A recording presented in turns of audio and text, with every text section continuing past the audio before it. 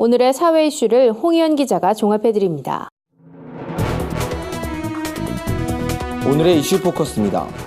3주 앞으로 다가온 19대 대통령 선거 후보 등록이 마감됐습니다.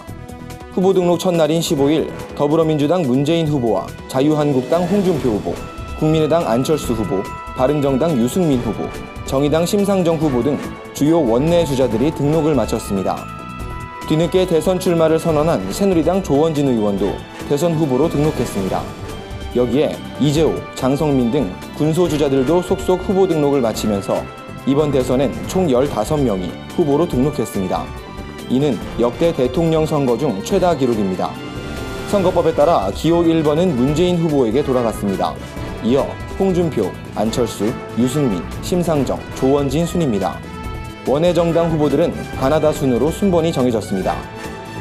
북한이 김일성 생일 105주년 열병식에서 신형 대륙간 탄도미사일을 공개한 데 이어 하루 만인 16일 오전 탄도미사일을 발사했습니다. 하지만 발사 시설로부터 얼마 날지 못하고 실패한 것으로 파악됩니다. 지난 5일 같은 장소에서 발사된 탄도미사일도 비정상적으로 60여 킬로미터를 날다 동해에 추락한 바 있습니다. 하지만 끊임없이 신형 미사일 엔진을 개발하고 시험하는 것으로 보아 조만간 미사일 비행에 성공할 수도 있다는 관측이 나옵니다.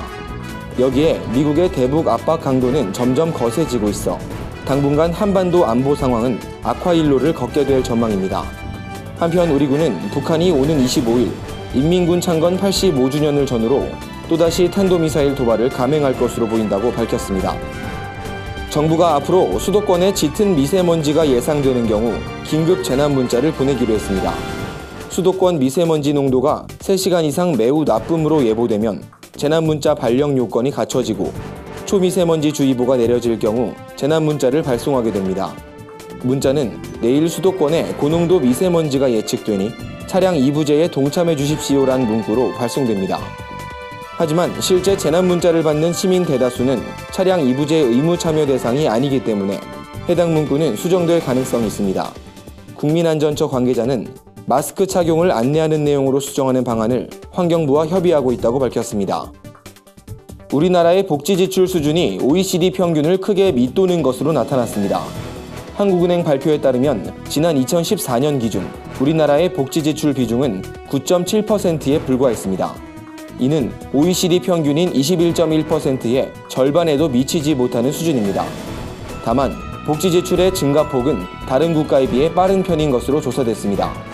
한국은행은 앞으로 우리나라의 복지가 성숙하고 사회적 위험에 대응하는 과정에서 복지 비중이 확대될 전망이라며 다만 인구 구조의 변화로 인해 국가 부채가 크게 확대될 수 있다고 분석했습니다.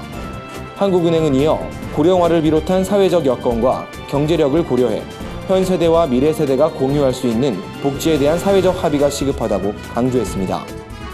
인터넷의 전신 중 하나로 여겨지는 아르파넷을 구상한 개발자 로버트 테일러가 15일 자택에서 별세했습니다. 테일러는 오늘날 인터넷 혁명에 기여한 개발자 중 한 명으로 일반인에겐 많이 알려지지 않았습니다. 테일러는 1966년 미 국방부 정보처리기술소장을 맡아 세대의 각각 다른 컴퓨터가 서로 교신할 수 있는 기술을 연구했습니다.